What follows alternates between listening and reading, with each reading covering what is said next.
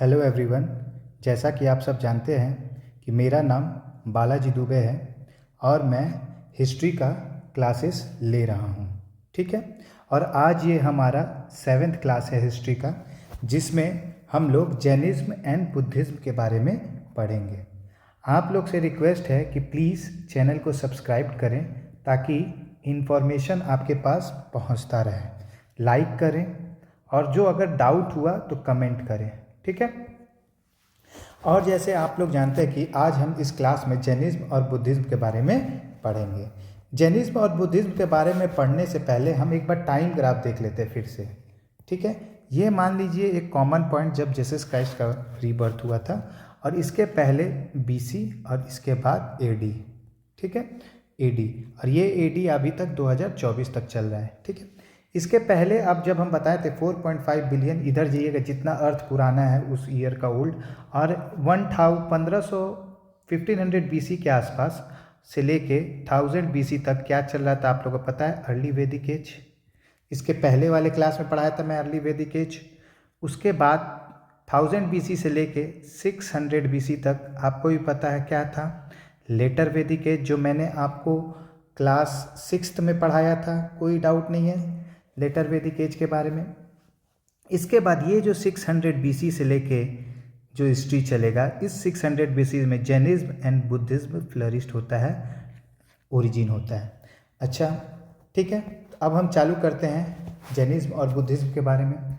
ठीक है, तो चालू करते हैं और इसमें आप लोग को मैं समझाऊंगा, लिखाऊंगा, प्लीज़ नोट करिएगा। एग्ज़ाम में आपको मेंस में भी पूछ सकता है कॉज ऑफ ओरिजिन, क्या रीज़न है जैनिज्म और बुद्धिज्म का ओरिजिन होने का, वो भी लिखिएगा। ठीक है, चलिए चालू करते हैं। कॉज ऑफ ओरिजिन, ठीक है, डिफरेंट रीज़न बताएंगे, उसको नोट करते चलिएगा। ठीक है, पहला देखिए वर्ना सिस्टम। क्या? वर्ना सिस्टम। ये वर्ना सिस्टम मैंने लास्ट क्लास में आपको बताया था कि जब कास्ट वर्क के बेसिस पे डिवाइड हो रहा था तो चार वर्ण निकल के आए थे: ब्राह्मण्स, क्षत्रिय, वैश्य और शूद्र। वैश्य मतलब फार्मर, क्षत्रिय जो प्रोटेक्ट करते थे एरिया को, ब्राह्मण्स जो रिचुअल्स प्रैक्टिस करते थे, और शूद्र जो ये नीचे के तीनों को हेल्प करते थे। ठीक है, ऊपर के तीनों को ये हेल्प करते थे शूद्र। ठीक है, तो इसमें क्या होता है, वर्ना सिस्टम क्यों इंपॉर्टेंट हो जाता है? जैसे जैसे रिचुअल्स और प्रैक्टिसेस आते हैं तो क्या होता है कि आपको ब्राह्मण्स का इम्पोर्टेंस बढ़ने लगता है। ठीक है, तो जब ब्राह्मण्स का इम्पोर्टेंस बढ़ने लगता है तो ये जो क्षत्रिय थे, जो सेकंड क्लास में आते थे, ये इनका अगेंस्ट था, ब्राह्मण्स का सुप्रीमेसी बनने लगता रिचुअल्स में, और ये सेक्रीफाइसेस करने लगते हैं। कैटल्स को स्लॉटरिंग करके आपको पूजा पाठ में यूज़ करते थे। ठीक है, अब आप आज ये है कि क्षत्रिय का ये रिएक्शन था अगेंस्ट ब्राह्मण्स। ठीक है, वर्ना सिस्टम। चलिए लिखिए, इसमें क्या लिखेंगे, लिखिए। ड्यूरिंग वैदिक टाइम में, ठीक है, varna system, in varna system, during Vedic time in varna system the dominance of, क्या डोमिनेंस हो जाता है किसका बताइए? Of Brahmins. किसका डोमिनेंस हो जाता है? क्योंकि पूरे रिचुअल्स प्रैक्टिसेस यही कराते थे। ब्राह्मण वॉज मोर। सो क्षत्रिय, क्षत्रिय बता दिए आपको, समझा दिए। So Kshatriya reaction, so Kshatriya reaction against the dominance of ritualistic dominance of Brahmans. कोई डाउट? ब्राह्मण्स क्लास कोई इशू नहीं है इसमें। वैदिक टाइम में क्या बताएं, in varna system the dominance of Brahmans, यहाँ आपको समझाया कि डोमिनेंस ऑफ ब्राह्मण्स हो जाता है। तो क्षत्रिय का क्या था? रिएक्शन था, किस चीज़ का? Against the ritualistic dominance. जो ब्राह्मण्स रिचुअल करते थे उनके डोमिनेंस हो गया था, उसके खिलाफ क्या हुआ कि आपको ये न्यू रिलीजियन आपको सोसाइटी में आया। लिख लीजिए यहाँ पे, both the founder of new religion, जो आपको न्यू रिलीजियन आया, कौन कौन सा आया, जैनिज्म और बुद्धिज्म, वेयर क्षत्रिय, कौन थे ये, क्षत्रिय थे। ठीक है, ब्राह्मण्स, जैनिज्म और बुद्धिज्म दोनों के फाउंडर कौन थे, क्षत्रिय थे, कोई डाउट नहीं है। आगे बढ़े, आगे बढ़ते हैं। चलिए, ये पहला रीजन हो गया वर्णा सिस्टम। दूसरा रीजन लिखिए, एग्रीकल्चर। क्या है, एग्रीकल्चर। अभी मैं क्या पढ़ा रहा हूँ कि ये जो जैनिज्म और बुद्धिज्म का ओरिजिन होने का रीज़न क्या था। ठीक है, पहला रीजन भूल गया कि आपको कि ब्राह्मण्स का इंपॉर्टेंस ज़्यादा हो गया था सोसाइटी में, क्योंकि रिचुअल्स वगैरह वही करते थे। दूसरा रीज़न आ जाता है एग्रीकल्चर। कैसे एग्रीकल्चर इंपॉर्टेंस है, देखिए, जो अगर पैचेस ऑफ लैंड में एग्रीकल्चर हो रहा है, खेती हो रहा है, तो उस खेती के लिए, ठीक है, हमें क्या चाहिए, कैटल्स चाहिए। क्या चाहिए, कैटल्स चाहिए। और ये जो कैटल्स है, इनका क्या हो रहा था, सेक्रीफाइस हो रहा था रिचुअल्स में। ठीक है, तो सेक्रीफाइस हो रहा था। इसके लिए क्या हो गया, वन ऑफ द रीज़न कि जो एग्रीकल्चर करते होंगे, और जो जैनिज्म था और बुद्धिज्म था, वो लोग सेक्रीफाइस के अगेंस्ट थे, कैटल सेक्रीफाइस के। तो जो एग्रीकल्चर खेती वगैरह करते थे, जैसे मैंने बताया था, वैश्यस लोग जो ट्रेडर्स होते थे, और उसमें फार्मर्स भी मैं लिखाया था, तो ये दोनों क्या हो गए, आपको जैनिज्म और बुद्धिज्म की तरफ अट्रैक्ट होने लगे। लिखिए, एग्रीकल्चर रिक्वायर्ड कैटल, चाहिए ना जी एग्रीकल्चर के लिए, agriculture required cattle but they were been killed, कहाँ, इन रिचुअल्स। ठीक है, जब भी पूजा पाठ होता था उसमें काटे जाते थे एंड मारे जाते थे, and sacrifices on a large scale बहुत ज़्यादा होने लगा था। कोई डाउट नहीं है, आगे बढ़े, इधर तक कोई डाउट नहीं होगा आपको। चलिए आगे बढ़ते थे। तीसरा पॉइंट लिखिए, थर्ड, ट्रेड एंड कॉइन्स। लिखिए, ट्रेड, कॉइन्स एंड प्रेशियस। तो मैं आपको ये समझाना चाहता हूँ ट्रेड, कॉइन एंड प्रेशियस क्या है। ठीक है, आप आ जाइए यहाँ पे, जैसे आप यहाँ पे देखिएगा कि लिखिए, चलिए, जैसे आपको जब भी एग्रीकल्चर होगा, जब भी खेती होगा, ठीक है, तो क्या होगा, एग्रीकल्चर सरप्लस होने लगा था लेटर वैदिक एज से प्राइमरी ऑक्यूपेशन एग्रीकल्चर हो गया था। तो एग्रीकल्चर जब भी सरप्लस होगा तो क्या होगा, ठीक है, लोग ट्रेड करेंगे। क्या करेंगे, ट्रेड करेंगे। ट्रेड करेंगे तो क्या होगा, ट्रेड करेंगे तो मनी आएगा। क्या आएगा, मनी आएगा। तो जो ट्रेडर्स थे, इसमें अभी आएगा, ये आपस में गिल्ड बना लिए थे। अब मैंने लास्ट क्लास में बताया था गिल्ड सिस्टम क्या होता है, आप हमें कमेंट में बताइएगा गिल्ड सिस्टम क्या होता था। गिल्ड सिस्टम होता था कि ट्रेडर्स आपस में ट्रेड करने के लिए एक दूसरे से एक गिल्ड बना लेते थे। गिल्ड मतलब ग्रुप ऑफ ट्रेडर्स है जिसमें, ठीक है, ये क्या करते थे, इसी हिसाब से ट्रेड करते थे। गिल्ड सिस्टम एक ट्रेडर का ग्रुप है जो ट्रेड करते थे। ठीक है, और इस गिल्ड सिस्टम में ये क्या यूज़ करने लगे, पंच मार्क कॉइन। क्या यूज़ करने लगे, पंच मार्क्ड कॉइन। ये पंच मार्क्ड कॉइन क्या है, ये मान लीजिए एक कॉइन है, ठीक है, और कोई एक सील होगा, सील लोहा का, उससे ये मार्क कर देते थे उस पर, मान लीजिए एक धब्बा बना देते थे उस सील्ड से फोर्स करके। तो एक कोई भी अलग का डिज़ाइन होगा, उस डिज़ाइन से यहाँ पे क्या करते थे, प्रिंट करते थे, छापा मार देते थे, और ये कॉइन के थ्रू ये ट्रेड करते थे। तो पंच मार्क कॉइन पहला कॉइन है जिसके थ्रू ट्रेडर्स ट्रेड करते थे। अब आप यहाँ पे देखिए कि इनका ट्रेड करते थे तो इनका स्टेटस, ये क्या अर्न कर रहे हैं, कॉइन, ठीक है, तो इन इकोनॉमिकली ये इम्पावर हो रहे हैं। इकोनॉमिकली ये जो ट्रेडर्स या फार्मर्स है ये इम्पावर हो रहे हैं। तो लेकिन इनका स्टेटस क्या है सोसाइटी में, थर्ड, ब्राह्मण, क्षत्रिय, वैश्य या ट्रेडर्स या फार्मर, तो इनका सोसाइटी में स्टेटस क्या है, थर्ड नंबर पे है।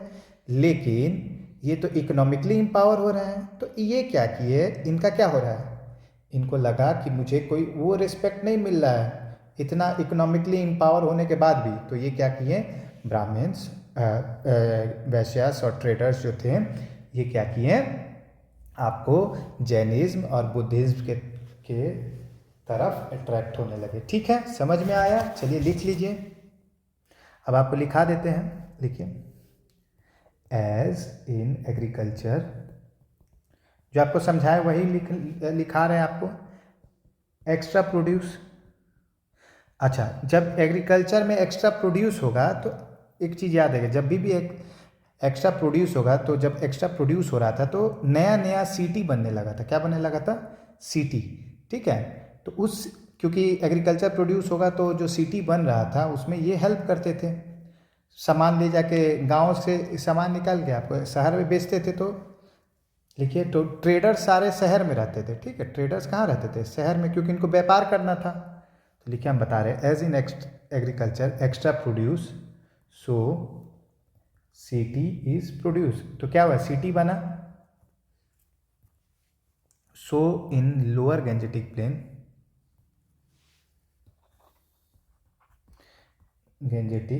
Plane, during later Vedic time many city developed. अब इसी सिटी में क्या होता है? ट्रेडर्स काम आ जाते हैं। देखिए, बताते हैं हम आपको। मेनी सिटीज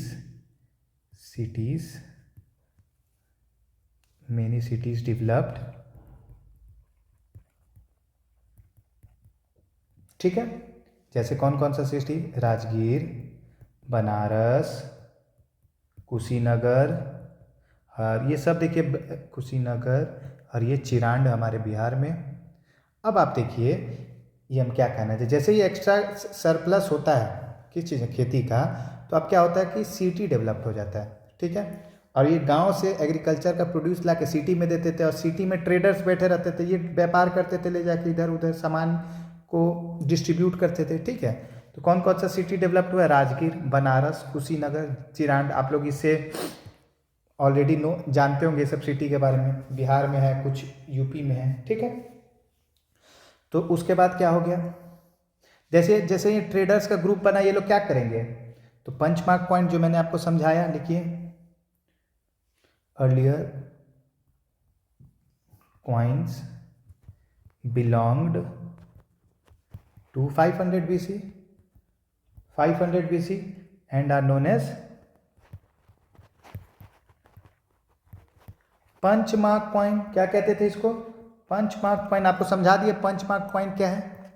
जो आपको एक कॉइन, एक छोटा सा कुछ लोहा लेके उसके ऊपर पंच किसी एक सिंबल के थ्रू मार्क कर देते थे, और ये ट्रेडर्स जो शहर में थे वो आपस में ट्रेडिंग करते थे इसी पंच मार्क कॉइन के थ्रू। कॉइन, ठीक है, ये पंच मार्क कॉइन कौन यूज होता? फर्स्ट यूज्ड बाय वैश्या ट्रेडर्स। कौन? जो ट्रेडर्स थे उनके द्वारा, वैश्यास ट्रेडर्स। कोई डाउट नहीं होगा, आगे बढ़े। ठीक है, जो ये गिल्ड बनाए थे ये आपस में ट्रेडिंग करते थे। ठीक है, अब देखिए, ये रीज़न अभी मैं बता रहा हूँ कि क्यों ये ट्रेडर्स का वन ऑफ द रीज़न था। अभी पता चल गया कि आपस में ट्रेड करते थे, सिटी हो गया। मैं अभी स्टोरी बता रहा हूँ बैक में, देखिए अभी आपको समझ में आ जाएगा। ठीक है, अब लिखिए इसके बाद क्वाइन। जैसे क्वाइन फैसिलिटेटेड, जब आप एक बार रीड करिएगा आपको समझ में आ जाएगा। जो मैंने समझाया वही लिखा रहा है। Trade and commerce, coin facilitate. जैसे ही क्वाइन क्या होगा? ट्रेड और कॉमर्स बढ़ा दिया। ठीक है, विच एडेड टू इंपॉर्टेंस ऑफ वैश्यास। तो ये वैश्यास ट्रेडर्स का इंपॉर्टेंस बढ़ने लगा, सोसाइटी में बढ़ने लगा ना। अब देखिए, ये रीज़न जो मैंने लिखाना चाह रहा था, तो मैंने आपको पहले ये समझा दिया सारा कुछ कि जैसे सिटी डेवलप्ड हुआ, सिटी होने से क्या हुआ? ट्रेडर सिटी में रहते थे तो वो अपना एक क्वाइन बना लिए कि किसके थ्रू डेवलप्ड होगा? पंच पॉइंट क्वाइन। अब तो जैसे ही क्वाइन फैसिलेट होता है तो उनका इंपॉर्टेंस बन जाता है वैश्यास ट्रेडर्स का। और उसके बाद क्या हुआ? But they were placed third in hierarchy. अब बताइए, अब ये समझ में आया? ये थर्ड इन हायरार्की मतलब होता है कि सीरीज में first, second, third, Brahmin Kshatriya Vaishya, but third in hierarchy and wanted, क्या चाहते थे, to improve their places in society, they want to improve their place in society, hence extended generous support to Jainism and Buddhism, क्योंकि Jainism और Buddhism में वो सब लोग को एक बराबर मानते थे, जैनिज्म और बुद्धिज्म, तो इसीलिए ये लोग क्या होने लगे, आपको किसके तरफ अट्रैक्ट होने लगे, जैनिज्म और बुद्धिज्म। आपको समझ में आ गया कि इनका सोसाइटी में पैसा भी कमा रहे हैं, फिर भी इनका स्टेटस कितना नंबर पे था, थर्ड नंबर। तो ये क्या चाहते थे कि जो सोसाइटी में इक्वालिटी का बात कर रहा है उसके तरफ अट्रैक्ट हो जाए। ठीक है, आपको हमको लग रहा है समझ में आ रहा होगा। तो जैनिज्म नॉट बायस्ड, अब लोग क्यों अट्रैक्ट हुए होंगे, दूसरा चौथा पॉइंट जैनिज्म, ये समझ में आ गया आप लोग को, जो मैंने बताया कि जो ट्रेडर्स होते थे उनका धीरे धीरे सिटी डेवलप्ड होने लगा। तो सिटी में ये लोग क्या करते थे, आपस में ट्रेड करते थे पंचमार्क कॉइन के थ्रू। तो जब वो ट्रेड करते थे तो क्या हो गया, इनका स्टेटस धीरे धीरे इम्प्रूव हो रहा था, लेकिन इनका सोसाइटी में क्या पोजीशन था, फिर भी थर्ड पोजीशन था। और यहाँ पे जैनिज्म और बुद्धिज्म क्या बात करते थे, सबको इक्वल के लिए। तो इसीलिए ये लोग क्या किए, जैनिज्म और बुद्धिज्म की तरफ अट्रैक्ट हो गए। समझ में आ गया, चलिए आगे बढ़ते हैं। Jainism, Jain and Buddhism not biased toward any reason, not biased मतलब किसी के बायस्ड नहीं है, किसी भी वर्ण के खिलाफ, ब्राह्मण क्षत्रिय वैश्य शूद्र सब लोग एक बराबर है, toward any varna system. One of the reason लोग अट्रैक्ट होते थे इसके खिलाफ। ठीक है, इसके तरफ लोग अट्रैक्ट क्यों होते थे कि जैनिज्म और बुद्धिज्म किसी भी वर्ण सिस्टम के अगेंस्ट नहीं था, इनके लिए चारों वर्ण बराबर थे। ठीक है लोग, और क्यों रीज़न, क्या रीज़न होगा, और क्या रीज़न होगा कि लोग इसके तरफ ये धर्म इतना, रिलीजन इतना आगे बढ़ा, ओरिजिन हुआ, बोथ प्रीच्ड, प्रीच मतलब पूजा का, बोथ प्रीच्ड, ठीक है, नॉन वायलेंस, ये दोनों आपको नॉन वायलेंस का बात करते थे, which would put an end to the war between kingdoms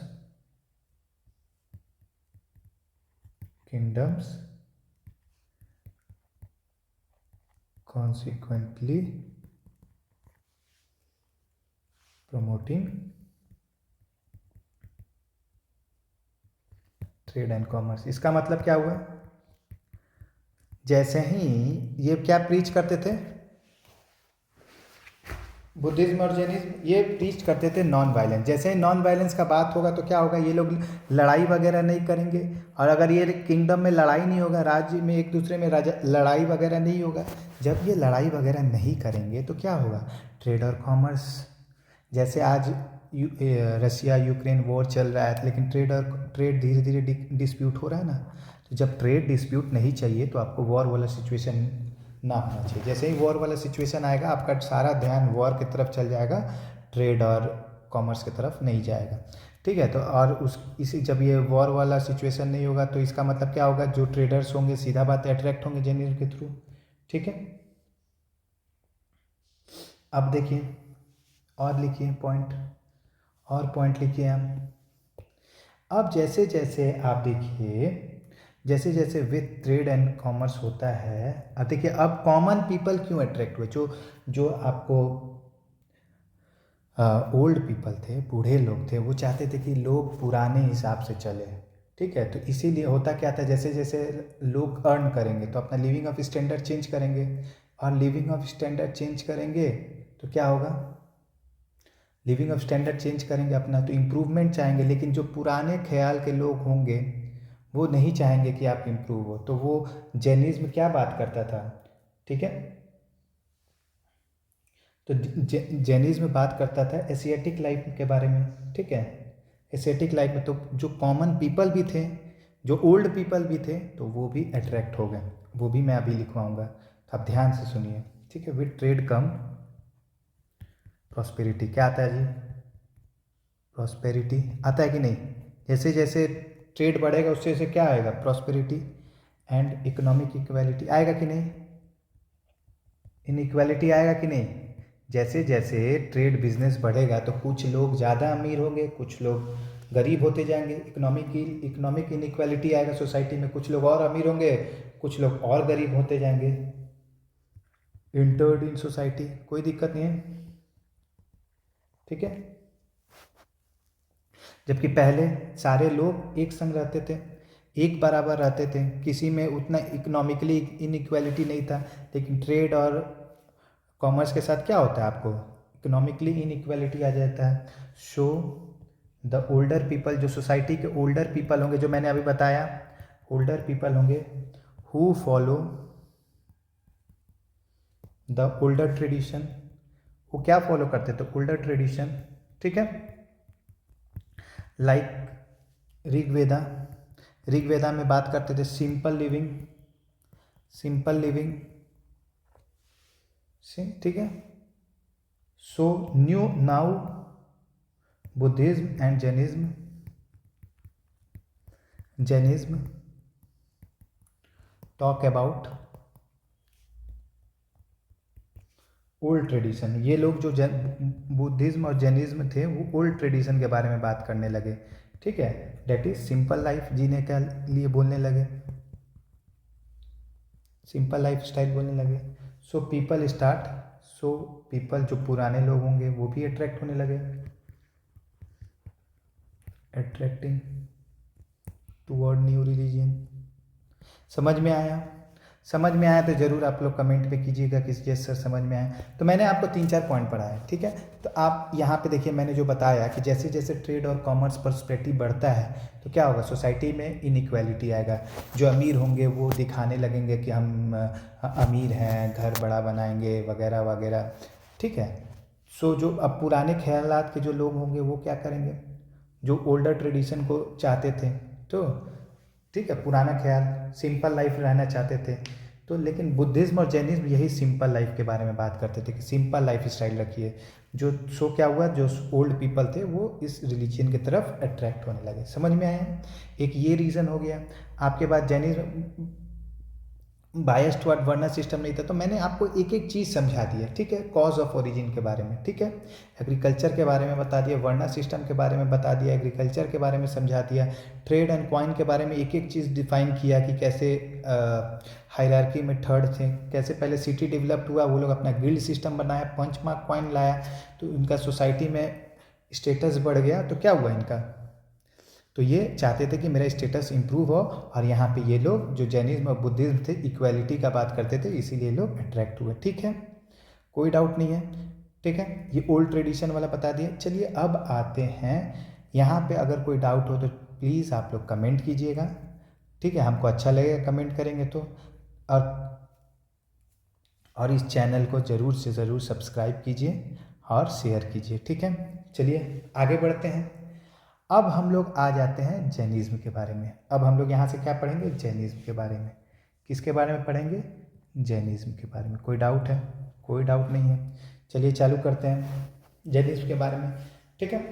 आपको पता है कि जैनिज्म में 24 तीर्थंकर थे। पहला पॉइंट याद करने वाला है। देखिए इसमें जैनिज्म, अभी तक तो जो मैं ओरिजिन बताया ये आप मेंस में लिखेंगे, अब जो आएगा वो MCQ पैटर्न में बहुत इंपॉर्टेंट चीज़ आएगा।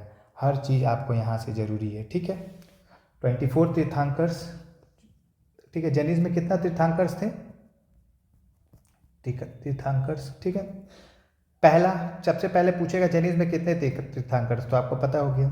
सेकंड पूछेगा फर्स्ट तीर्थंकर्स कौन थे, ऋषभनाथ, कोई दिक्कत नहीं है, ऋषभनाथ फर्स्ट तीर्थंकर्स, याद रखिएगा कौन है, ऋषभनाथ।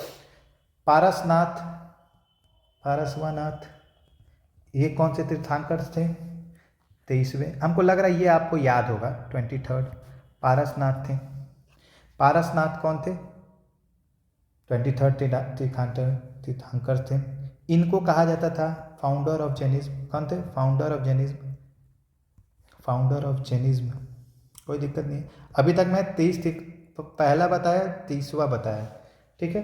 अब आज ये वर्धमान महावीर, वर्धमान महावीर, महावीर ये कौन थे? 24वें तीर्थंकर थे। कौन थे? 24 तीर्थंकर थे, कोई डाउट नहीं है, 24वें नंबर तीर्थंकर थे ये, ठीक है। पहला कौन था? ऋषभनाथ। दूसरा कौन था? पारसनाथ, ठीक है। और तीसरा महावीर, ठीक है। आरपीएम याद रखिएगा, अगर जो इंपॉर्टेंट वाला है आरपीएम, रिवॉल्यूशन पर मिनट, आपको याद रहेगा RPM full form. Rishabhanath, Parasnath और महावीर, ठीक है। महावीर, कोई दिक्कत नहीं है। और ये जो है, अगर क्वेश्चन में पूछ देगा who officially establish Jain religion, तो आपको ये मानना चाहिए who officially established Jain religion, कोई डाउट नहीं है। पूछेगा who is the founder of Jain religion, तो आपको पता चल जाएगा ये Parasnath. Who officially founded Jain religion, तो विक्रम वर्धमान महावीर, कोई दिक्कत नहीं है। फर्स्ट जैन तीर्थंकर ऋषभनाथ, ठीक है। और अगर आप बिहार में आइएगा, बिहार के एक एग्जाम में, ठीक है, आई थिंक दरोगा वगैरह का था, तो उसमें पूछ दिया था कि तीसरे जैन तीर्थंकर कौन थे। देखिए कितना ये वाला क्वेश्चन हो गया। तो आपको, हमें लगता है कि 5 जैन तीर्थंकर तक नाम आपको पता होना चाहिए। कैसे याद रहेगा? तो आप बस एक क्रोनोलॉजी याद रखिएगा, मैं अभी याद कराता हूँ। अजीत नाथ थे, अजीत नाथ सेकंड तीर्थंकर थे। कौन थे? सेकंड, ठीक है। शंभुनाथ, संभवनाथ ये थर्ड तीर्थंकर थे, ठीक है। और अभिनंदन नाथ ये फोर्थ थे, फोर्थ अभिनंदन नाथ, ठीक है। और फिफ्थ थे सुमंत नाथ। कौन थे? सुमंती नाथ, सुमति नाथ। तो कैसे याद रहेगा? देखिए ये फर्स्ट याद हो जाएगा जब आपको ऋषभ नाथ, तो क्या लिंक बना लेंगे? AS। तो सेकंड कौन हो जाएगा? अजीत नाथ। थर्ड कौन हो जाएगा? संभवनाथ।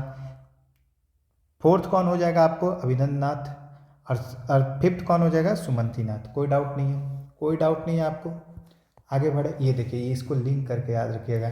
AS जब आप ऑप्शन में देखेंगे तो कम से कम 1-2 तो एलिमिनेट होके एक ही में बचेगा और आपको आंसर आ जाएगा, ठीक है। आगे बढ़ते हैं। समझ में आया? क्योंकि ये एग्जाम में पूछा हुआ क्वेश्चन है, तो मैंने सोचा आपको बता दूं, ठीक है। आगे बढ़ते हैं, हम आगे बढ़ते हैं, चलिए।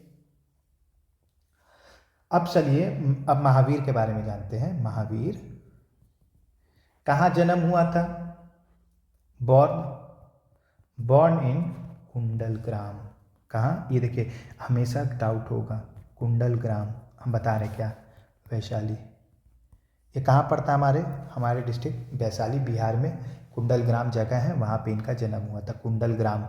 आप इस कुंडलग्राम को कुंडल वन से कन्फ्यूजन मत होइएगा, जो मैं बुद्धिज्म में बताऊँगा, और मैं वहाँ पे लिंक करा दूँगा। कुंडलग्राम कहाँ है?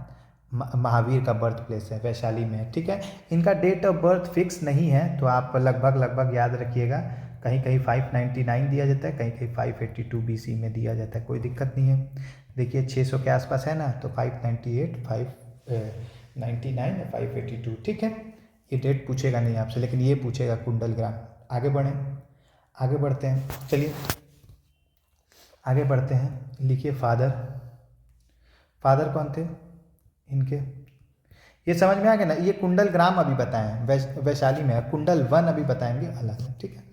देखिए कुंडल अगर वन बताते तो वैशाली नहीं होता, V1 नहीं, कुंडल वन है आपको कश्मीर में। ये आपको बुद्धिज्म से रिलेटेड है, मैं उसमें बताऊंगा। इनके फादर का क्या नाम थे? सिद्धार्थ। कैसे याद करेंगे? सिद्धार्थ, गौतम बुद्ध का नाम सिद्धार्थ है, तो ये इनके पिताजी का नाम है, ठीक है। ये क्षत्रिय क्लैन के हेड थे, head of Kshatriya clan. Clan मतलब ग्रुप ऑफ ट्राइब, क्लैन उसके हेड थे, ठीक है, लोगों के हेड थे ये। मदर कौन थी? त्रिशला। ये नाम याद रखना होगा। मदर कौन थी? त्रिशला। कोई डाउट? मदर त्रिशला। ये लिच्छवी चीफ की सिस्टर थी, सिस्टर ऑफ लिच्छवी। ये पूछता है कि जब महावीर के मदर जो त्रिशला थी वो कहाँ की थी? कहाँ की रानी थी? लिच्छवी की रानी थी, याद रहेगा। लिच्छवी हमारे वैशाली में पड़ता है, ठीक है। आगे बढ़ते हैं, आगे बढ़ते हैं, ठीक है। लिखिए, at the age of 30, age of 30 क्या हुआ? जब भी 30 साल की उम्र के हुए तो left house hold to become Asiatic.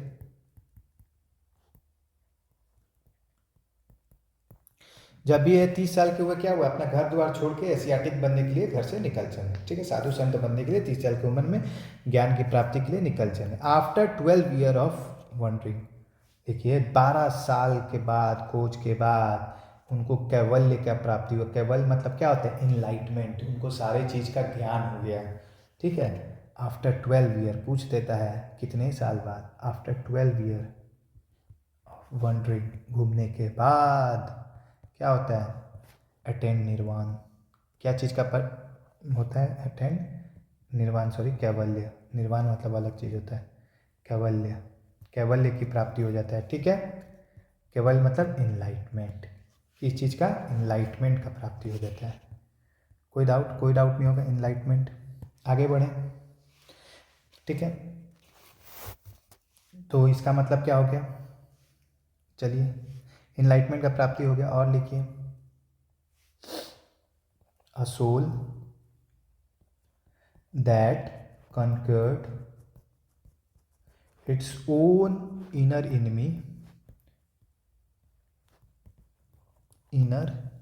enemies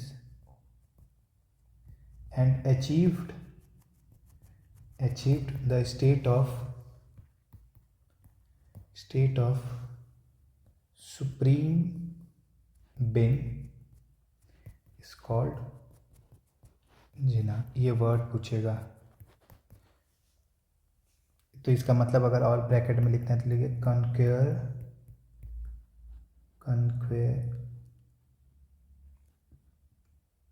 और विक्टर।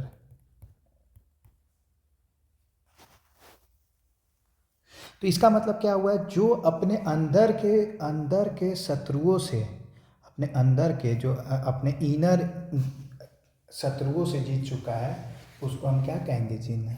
समझ में आया? इसका मतलब क्या हुआ? आपके अंदर भी बहुत सारे द्वेष और भावना भरे रहते हैं, अगर आप उससे जीत गए तो उसको हम क्या कहेंगे? जीना, ठीक है। A soul that conquer its own inner enemies and achieve the state of supreme being it's called Jina, ठीक है। जो अपने इन अंदर के, ठीक है, समझ में आ गया? अपने अंदर के ताकतों मतलब हरकतों जो गंदा है उससे अगर जीत जा रहा है, एनिमी, अंदर के एनिमी से अगर जीत जा रहा है तो हम क्या कहेंगे? वो एनिमीज, ठीक है। दुश्मनों से, अंदर के दुश्मनों से। आप गलत सोचते हैं, आप लोगों के बारे में गलत सोचते हैं, हाँ, ना सोचना ही, यही क्या होता है? अपने अंदर के एनिमी से जीतना, ठीक है। तो उसको क्या कहेंगे? जी, ठीक है। आगे बढ़ते हैं, ठीक है, आगे बढ़ते हैं। अब इसके बाद क्या हुआ? तो प्रोपागेट मतलब बढ़ावा दिए the new religion for 30 year. Next 30 year के लिए क्या किए? ये इस रिलीजियन जैनिज्म को आगे बढ़ाएं, ठीक है। इनका डेथ कहाँ होता है? Death eight Pawapuri near Rajgir के पास जो पावापुरी पड़ता है वहाँ पे डेथ हो गया। आपको पहले इनका बर्थ और डेथ पता होना चाहिए। बर्थ कहाँ पता है? कुंडल ग्राम। डेथ कहाँ हुआ? पावापुरी, ठीक है। जैसे इसमें ग्राम आ रहा है, कुंडल ग्राम, और इसमें पावापुरी, कितना ग्राम पूरी है ये लिंक करके आप याद कर सकते हैं। पावापुरी कहाँ है? राजगीर में। याद रहने का तरीका है, ठीक है। अब आप आ जाइए डॉक्ट्राइन ऑफ जैनिज्म। देखिए इस क्लास में मैं केवल जैनिज्म पढ़ा रहा हूँ। नेक्स्ट क्लास में मैं आपको बुद्धिज्म के बारे में बताऊँगा, ठीक है, क्योंकि क्लास बड़ा ना हो, क्योंकि बुद्धिज्म को भी अच्छे से एक्सप्लेन करना है, ठीक है। डॉक्ट्राइन क्या है बुद्धिज्म का? नोट कीजिए, अहिंसा परमो धर्म। अहिंसा परमो धर्म, ये तो सबको पता है कि भाई आप अगर अहिंसा करते हैं, हिंसा नहीं करते हैं तो सबका ही धर्म है, ठीक है। इनका डॉक्ट्राइन था, मोटो था, ठीक है, डॉक्ट्राइन ऑफ जैनिज्म। कोई डाउट नहीं है, डॉक्ट्राइन यही फॉलो करते थे, अहिंसा परमो धर्म। दूसरा सबसे इम्पॉर्टेंट चीज़ है कि जो अब मैं बता देता हूँ, जैसे जैनिज्म थे वो वेद को पूरा ही नकार दिए थे, क्या कहते हैं, पूरा ही वेद को नकार दिए थे, ठीक है। लेकिन बुद्धिज्म में वो वेद को पूरा नकारे नहीं थे, ठीक है। तो लिख लीजिए, Mahavir rejected the doctrine of Veda. जो चीज़ आपको लिखा, तो डॉक्ट्राइन में महावीर रिजेक्टेड जो सिद्धांत था डॉक्ट्राइन ऑफ वेदा, ठीक है, Mahavir rejected the doctrine of Vedas, कोई डाउट नहीं है। जैसे सिद्धांत, जैनिज्म का सिद्धांत, डॉक्ट्राइन मतलब सिद्धांत, अहिंसा, पहला सिद्धांत क्या था कि आपको अहिंसा परमो धर्म, दूसरा क्या था, reject the doctrine of Vedas, ठीक है। जो वेदास का सिद्धांत था उसको क्या कर दिए, कंप्लीटली रिजेक्ट कर दिए, एंड वैदिक रिचुअल्स को, ठीक है। कोई डाउट नहीं है, कोई डाउट नहीं है। और क्या बताएं, separation of soul and body, इनका और क्या सिद्धांत था जैनिज्म का, ठीक है। डॉक्ट्राइन क्या था, बॉडी। इसका मतलब क्या होता है, separation of souls and body. जैसे हिंदू में क्या कहा जाता है, हिंदू में ये दोनों सेम है, आत्मा और बॉडी एक में ही होता है।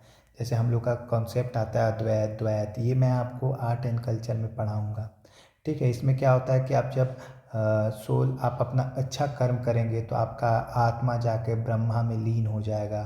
तो ये कॉन्सेप्ट आता है आपको आर्ट एंड कल्चर में बताऊंगा। ये किस आपको सिद्धांत को फॉलो करें, सोल एंड बॉडी दोनों अलग है, ठीक है, ठीक है। आप अच्छा कर्म करेंगे तो ये सोल जाके आत्मा में लीन हो जाएगा, इनका ये कॉन्सेप्ट था, ठीक है।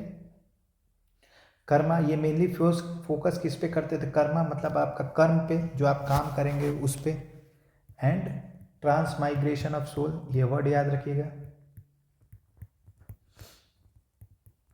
अच्छा कर्म करेंगे तो आपका आत्मा ब्रह्मा में जाकर लीन हो जाएगा। Emphasize on equality in society, ये क्या होता है एम्फेसाइज, ये तो आप सबको पता है, इसीलिए तो आई था, emphasize on on equality in society. कोई डाउट नहीं है, कोई डाउट नहीं होगा, ठीक है। अब आप आ जाइए, अब आप यहाँ से आ जाइए, जो ये 5 रूल कहते थे फॉलो करने के लिए, 5 रूल टू फॉलो, ये जो कहते थे जैनिज्म 5 रूल फॉलो करने को। पहला वर्ड याद रखिएगा, डू नॉट, ये तो आपको समझ में आ जाएगा, पहला वाला, do not commit violence, do not commit violence, कोई डाउट नहीं है। इसको क्या कहेंगे हम, अहिंसा, आपको पे अहिंसा मतलब ही होता है, ठीक है। दूसरा आ जाएगा यहाँ से, do not speak lie, do not speak, झूठ ना बोलिए, इसको क्या कहते थे वो लोग, सत्य। इसमें भी समझ में आ गया कि सत्य बोलिए, लेकिन अब यहाँ से आपको नहीं समझ, डू नॉट स्टील, चोरी ना करें, ठीक है। तो इसको क्या करेंगे, स्टील को अस्तीय, क्या कहेंगे, अस्तीय, ये वर्ड याद रखिएगा, ठीक है। चौथा, डू नॉट एक्वायर्ड प्रॉपर्टी, ये पूछ देगा कि जैनिज्म में जो डू नॉट स्टील, चोरी ना करे, तो उसको क्या कहा जाता था, अस्तीय। डू नॉट एक्वायर प्रॉपर्टी, इसको क्या कहते थे, आप प्रॉपर्टी एक्वायर ना करें, तो इसको क्या करते थे, अपरिग्रह, वर्ड याद रखिए, क्या कहेंगे, अपरिग्रह, कोई दिक्कत नहीं है। और लास्ट बहुत इंपॉर्टेंट, जो महावीर ऐड किए थे, ये वाला 5th नंबर, महावीर ऐड किए थे, क्या, फॉलो एब्सिस्टेंसी, सिस्टेंस, ठीक है। तो ये क्या था, ब्रह्मचर्य को फॉलो करने का कहते, मतलब आप शादी वगैरह ना करें। कितना डिफिकल्ट होगा कि आप झूठ ना बोलें, वायलेंस ना क्रिएट करें, चोरी ना करें, ये तो फिर भी समझ में आता है, ये प्रॉपर्टी आप एक्वायर ना करें, मतलब आप ब्रह्मचर्य बन के रहें, ठीक है। एब्सटेंसी मतलब सिलेबसी भी होता है, ठीक है, क्या होता है, ठीक है, वर्ड भी लिख लीजिए, सिलेबसी। ये वर्ड कौन ऐड किया था, कौन वर्ड ऐड किया था आपको पता होना चाहिए, महावीर। कौन? महावीर। कोई डाउट? केवल 5th नंबर। ठीक है, आगे बढ़ते हैं, आगे बढ़ते हैं। ठीक है, समझ में आ गया 5 rule of Veda, 5 rule of Jainism. ठीक है, जो ये फॉलो करने को कहते थे। उसके बाद आज ये त्रिरत्न। ये जो रीजन था, इसीलिए ये लोग जैनिज्म में लोग लेट से जुड़े, क्योंकि फॉलो करना मुश्किल है जी। प्रॉपर्टी एक्वायर ना करना, ब्रह्मचर्य को फॉलो करके रखना मुश्किल है।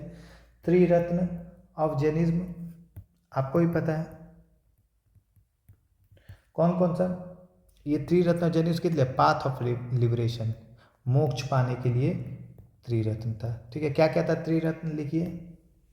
राइट फेथ, पूछ देगा राइट फेथ क्या है? सम्यक दर्शन। ठीक है, राइट फेथ, सम्यक दर्शन, दर्शन। ठीक है, राइट नॉलेज, राइट नॉलेज क्या है बताइए? सम्यक ज्ञान। क्या है? सम्यक ज्ञान। कोई डाउट नहीं है। राइट कंडक्ट, राइट कंडक्ट क्या है बताइए? सम्यक चरिता। क्या है? सम्यक चरिता। ये तीनों नाम याद रखिएगा। सम्यक दर्शन, सम्यक ज्ञान, सम्यक चरिता। तो सम्यक दर्शन को क्या कहेंगे? Right faith, right knowledge, right conduct. कोई डाउट नहीं है इसमें। आगे बढ़ते हैं, आगे बढ़ते हैं। अब इनके लिटरेचर के बारे में आ जाइए। किसके बारे में? लिटरेचर, जैनिज्म के लिटरेचर, कुछ कुछ इंपॉर्टेंट।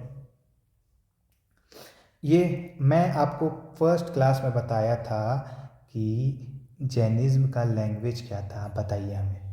क्या पाली था या प्राकृत था? बताइए। क्या बताया था मैं? ये छोटा है 4 वर्ड वाला, तो कौन सा होगा? बड़ा वर्ड वाला होगा, प्राकृत। क्या होगा? ये क्या किए? रिजेक्टेड संस्कृत, क्योंकि उस समय ब्राह्मण्स को ही बोलना संस्कृत अलाउ था। रिजेक्टेड संस्कृत एंड अडॉप्ट प्राकृत। क्या अडॉप्ट किए? प्राकृत, अपना एक लैंग्वेज प्राकृत। ये सब संस्कृत से ओरिजिनेट हुआ था, लेकिन ये आसान था बोलना, लोग को इजीली समझ में आ जाता प्राकृत। और बुद्धिज्म का कौन सा था? पाली। बुद्धिज्म का कौन सा था? बाली, जो नेक्स्ट क्लास में मैं बताऊंगा उसके बारे में। ठीक है, तो ये संस्कृत को रिजेक्ट कर दिए, क्या अडॉप्ट किया? प्राकृत। ठीक है, जैन लिटरेचर को हम लोग कहते हैं Agam. Jain literature, Jain literature is known as Agam. क्या कहते थे? अगम। ठीक है, based on the Jinvani, on the Jinvani. इसका मतलब जिनवानी ऑफ तीर्थंकर्स। मतलब इसका मतलब हो गया जो तीर्थंकर्स बोल के गए थे उसको इसमें लिखा हुआ है। ठीक है, Jain literature is known as Agam. इसको क्या कहते थे? अगम। जो तीर्थंकर 23-24 तीर्थंकर से जो बोल के गए हैं उसको इसमें लिखा गया है। ठीक है, कोई दिक्कत नहीं है। आगे बढ़ते हैं। ये 2 किताब आप नाम याद रखिएगा लिटरेचर में। कौन सा? निरुक्तिश और कल्पसूत्र। कल्पसूत्र, हाँ। कौन लिखा है इसको? निरुक्तिश और कल्पसूत्र को? भद्रबाहु। कौन लिखा है? भद्रबाहु। भद्रबाहु। ये कौन है? एक जैन मॉन्क है। कौन है? जैन मॉन्क, मतलब ठीक है, फॉलोअर्स है जो जैनिज्म के ये हैं। ठीक है, भिक्षु। और ये कल्पसूत्र क्या है? बायोग्राफी ऑफ तीर्थंकर्स है। ये भी यही लिखे हैं Bhadrabahu, biography, graphy of tirthankaras. जो 24 तीर्थंकर्स के उनका बायोग्राफी लिखा हुआ है इसमें। ठीक है, अब ये जो भद्रबाहु थे, भद्रबाहु, ये बहुत इंपॉर्टेंट है। क्वेश्चन पूछता है कि चंद्रगुप्त मौर्य, जो मौर्यन डायनेस्टी ये थे तो ये स्टार्व्ड अप टू डेथ, मतलब जैनिज्म फॉलो करने लगे थे और इन्हीं के संग starve up to death south में चले गए थे। तो ये मैं आपको बाद में जब चंद्रगुप्त मौर्य पढ़ाऊंगा तो उसमें बताऊंगा कि भद्रबाहु का इंपॉर्टेंस। ठीक है, भद्रबाहु एक कौन थे? जैन भिक्षु थे। ठीक है, इन्हीं के संग चंद्रगुप्त मौर्य क्या किए थे? साउथ इंडिया, कर्नाटका में चले गए थे। स्टार्व्ड अप टू डेथ, मतलब जानते हो क्या होता है? स्टार्व्ड अप टू डेथ, जब तक डेथ नहीं आ जाता तब तक खाना पीना कुछ नहीं खाएंगे, भूखे भूखे रहेंगे। ठीक है, आगे बढ़ते हैं, आगे बढ़ते हैं। ठीक है, समझ में आया? स्प्रेड ऑफ जैनिज्म, कैसे जैनिज्म बढ़ा, क्या लगता है?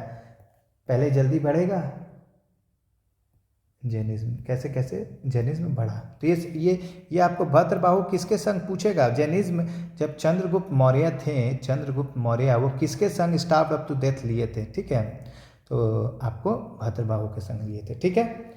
आगे बढ़ते हैं। अब आप आइए spread of Jainism.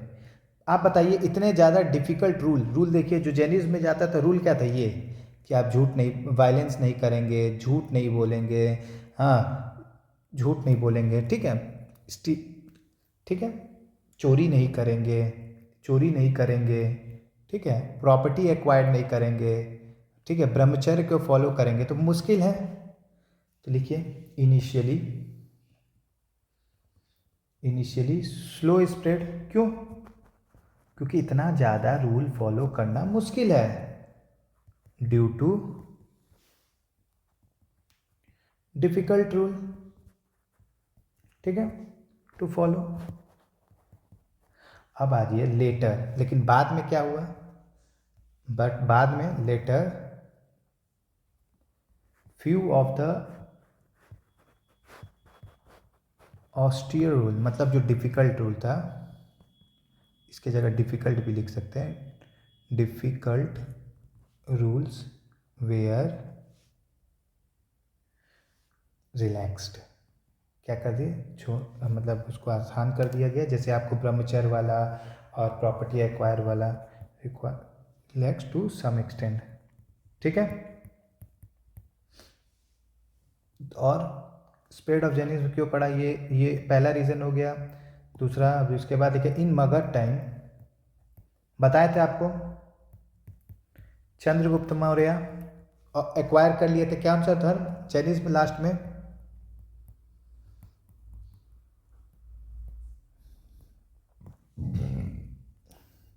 In Magadh time religion spread to south India, south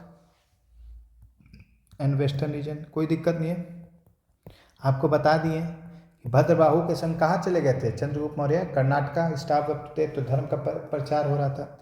इन कलिंग, खारवेल भी इसको पेट्रोनेज किया था, in Kalinga Orissa, under patronage मतलब बढ़ावा देना, patronage, under patronage of Kharavela. Kharavela राजा थे, वो भी इसको क्या किए थे, बढ़ावा दिए थे इस धर्म को, क्योंकि वो भी एडॉप्ट क्या कर दिए थे खारवेल, एडॉप्ट जैनिज्म। आगे बढ़े, लेटर समझ में आया, समझ में आ रहा है। लेटर इन बाद में इन फर्स्ट मिलेनियम 1 से 1000 AD Jainism spread to Malwa. कोई दिक्कत नहीं है, कहाँ चला गया, later in first millennium AD Jainism spread to. ये आगे का स्टोरी जब आएगा ना, तो आपको पता चलेगा कि कौन कौन से राजा थे जो जैनिज्म 1 से 1000 AD का स्टोरी में आपको AD बता रही है। स्प्रेड जैनिज्म स्प्रेड टू कहाँ, मालवा, गुजरात, राजस्थान। कोई डाउट नहीं है, कोई डाउट नहीं है, आगे बढ़े, कोई डाउट नहीं है। चलिए, ये आपको समझ में आ गया कि धीरे धीरे जैनिज्म 1 से 1000 AD तक क्या हो गया, स्प्रेड होने लगा। कलिंग के राजा थे खारवेल, वो भी आपको पेट्रोनेज किए। मगध में आपको चंद्रगुप्त मौर्य आपको एक्सेप्ट कर लिए थे जैनिज्म, ठीक है। आगे बढ़ते हैं।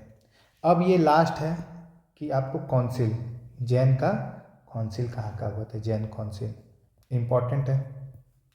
2 काउंसिल हुआ था, दोनों इंपॉर्टेंट है। वैसे ही मैं बुद्धिज्म का काउंसिल बताऊंगा, ठीक है, जिसमें इस जैन काउंसिल में क्या हुआ था, जैन नॉलेज कंपाइल्ड हुआ था, मतलब लिखा गया था जितने भी नेट जैन नॉलेज है, ठीक है। ये फर्स्ट काउंसिल, एक चार्ट बना देते हैं, ये हो जाएगा इधर सेकंड काउंसिल। कोई दिक्कत नहीं है, कोई दिक्कत नहीं है, ठीक है, सेकंड काउंसिल, ठीक है। आइए,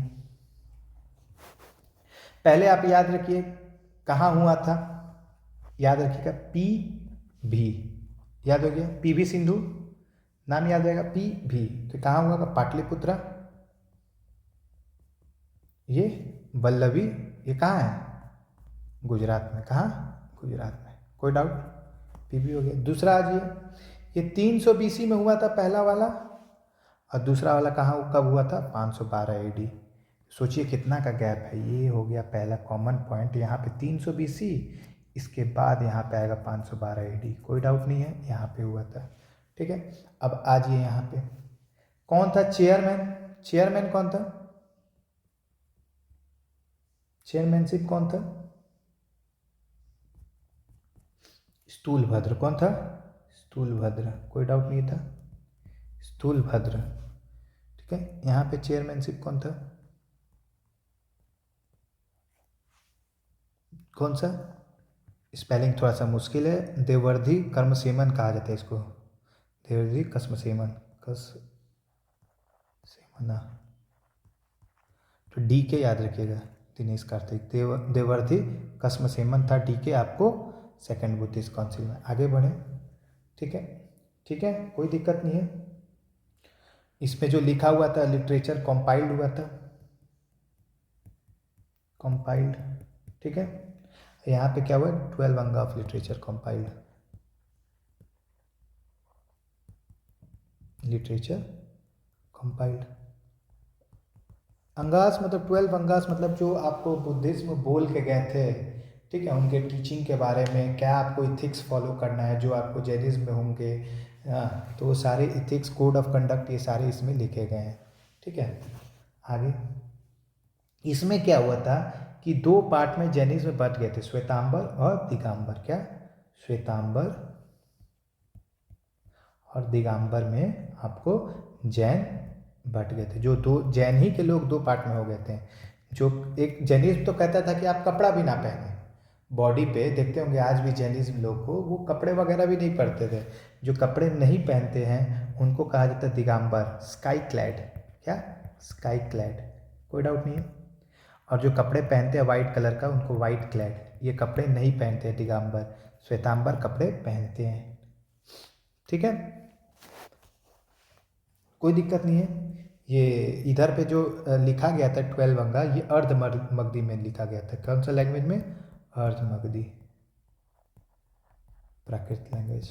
कोई डाउट नहीं है, कोई डाउट नहीं है। यहाँ आपको कोई डाउट हो आप कमेंट सेक्शन में ज़रूर बताएं। यहाँ तक मैं अभी क्लास रुक रहा हूँ, यहाँ पे आपको जैनिज्म कंप्लीट हो गया। इसके बाद नेक्स्ट क्लास में आपको बुद्धिस्ट पढ़ाऊँगा, क्योंकि अगर अभी कंटिन्यू करूँगा तो क्लास और 1 घंटा बढ़ जाएगा और वॉच में आप लोगों को दिक्कत होगा। ऐसे भी क्लास बड़ा जाता है, बहुत कम आदमी होंगे जो पूरा क्लास देखते होंगे। ठीक है, लेकिन होप सो जो देख रहा होगा उसका तो मैं गारंटी ले रहा हूँ कि एग्ज़ाम में नंबर नेगेटिव नहीं जाने वाला है। आपको कोई डाउट हो आप कमेंट में लिखिएगा। और आप लोग से रिक्वेस्ट है, आप लोग इसे चैनल को सब्सक्राइब करें, अपने ग्रुप में बताएं, ठीक है, और लाइक करें। ठीक है, और आप कोई डाउट हो कमेंट ज़रूर करें। और क्लासेस कैसा चल रहा है इसका रिव्यू आज के वीडियो में दीजिएगा। हमें लग रहा है अच्छा ही चल रहा होगा। ठीक है, चलिए, थैंक यू।